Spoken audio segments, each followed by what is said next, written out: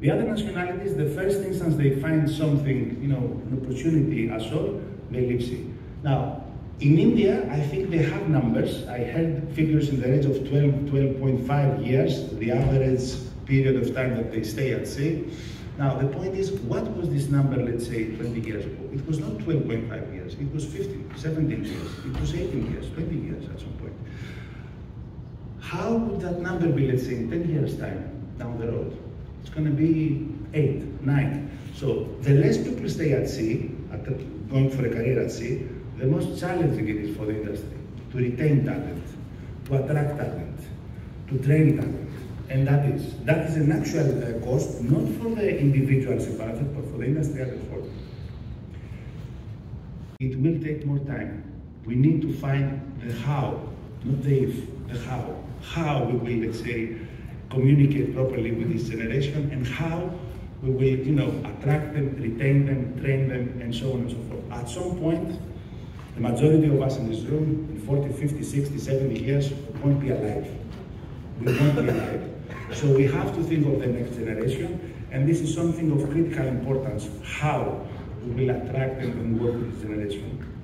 And the last one, which I think is something you want, despite the progress made for the collaboration between several stakeholders, the industry is working in silos. Each one of us is not necessarily talking to others, and that's a huge issue.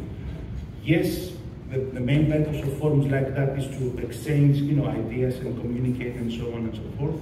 But we have to consider overall, you see the issue of, let's say, sharing data. Every sort of organization is having some sort of data, but no one is sharing this data at the end of the day. Despite all the good and the good intentions, at the end of the day. The introduction of effective loss prevention strategies and developing a culture on board for compliance and safety is the key to having a good PSC performance and having good PSC inspections.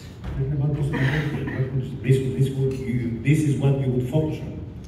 Yeah, inculcating a good safety culture on board for compliance is important.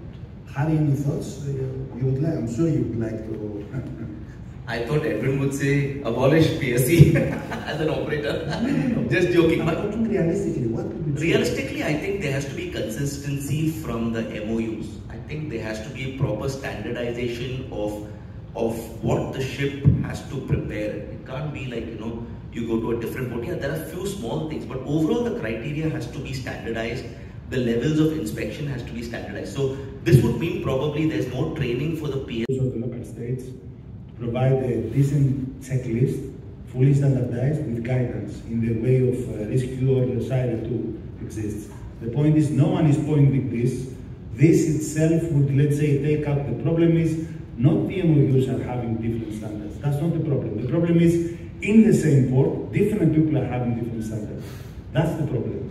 It's not because in Antwerp they don't have the same standards with Piraeus. It's that within the same port, you may have people who are having different approaches. The MOUs has the authority, the PSCO has the authority to come on board, take the PSCO procedures, and the PSC procedure, for those of you who haven't read it, it's 120 pages in A4 format. It's a huge document, and they can detain the ship for anything. They have the right to do it. That should not happen. There should be a checklist saying this is what you need to check and this is what you expect to see. And this can happen. As long as someone is pushing towards that direction, I fully agree with you, this will happen at some point. The mic is, turn on the mic, yeah. The mic's all around. This is on now. Yeah. So I think enough of PSC checklists and everybody kind of standardization, sharing of the templates with all the other ports that lessen the workload of all the officers to do all the checklists. I think this is, I think, agreeable. Then reduce a lot of work for the people on board. For myself, I actually look more closely on the hardware, the seafarers, and also the crew. So we versus the hardware and the hardware. So basically, if we know that the crewing actually have a lot of issue now, they are not easy to recruit a lot of seafarers now. And all these things have been replaced by a lot of technology like AI, surveillance, even autonomous kind of sailing. But who created all this technology? It's human. So actually, there's one thing that we need to actually look into it. It's like getting the AI, the technology moving on board, we also need to make sure that seafarers are actually well trained. Okay, at the same time, if what happens if technology fails? Once technology fails, the humans still need to step in. So by taking care of the welfare, the scorecard represents the sector's understanding of current good practice and enables users to benchmark their cybersecurity maturity against peers, identify areas of weakness, and provide some clear direction on improvements to develop maturity in each area of security control. We see this as an excellent resource, particularly for operators with limited expertise in infrastructure. To date, there are approximately 50 ship owners who have signed up for it,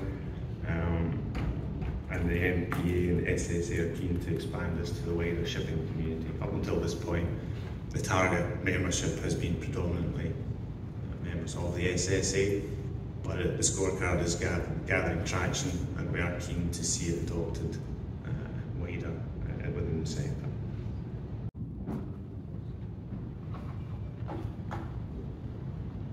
Let's say about setting up. Why? Because their bosses, it could be the shareholders, it could be other stakeholders, it could be the industry, maybe some commercial lists and so on and so forth. They have other concerns.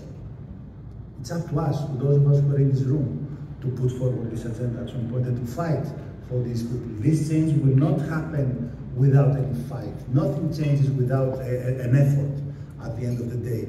So you, all of you in this room, have a role to do in this, change across the industry. Yes, it's a matter of culture, but culture will not happen because these leaders, maybe they are busy enough with other priorities, not stepping forward. You see, the Partners in Safety is the only initiative requiring, not suggesting, requiring the CEOs to participate in forums, in safety forums. That's a requirement. Otherwise, we will be at some point facing some commercial consequences by the partners of Partners in Safety. Now, I feel too much worry about the master. We are all talking about we have the master as the authority to ask questions and everything. Even for us, when we are maneuvering, something goes wrong, it is difficult for us to control as a pilot. How the poor master is expecting to have the authority, or if the pilot makes at the last minute decision, something goes wrong. I don't think the master can ask, okay, starting he can ask us something. That is one of the point. So what I see is most of the time, if anything happens with the pilot, we put the blame, okay, it is master's responsibility, master has not asked the question, if we see there is lack of communications, etc. But we as an industry, we never talk about why don't you force the authorities, like port authority or something. I'm not sure how many people are taking up this matter, except we are also talking about Panama Canal, that where the pilot takes responsibility. Why don't you make the same responsibility at each and every port? Then you see how the accidents with the pilot will reduce. 8 hours in the afternoon, that's a testament of your commitment.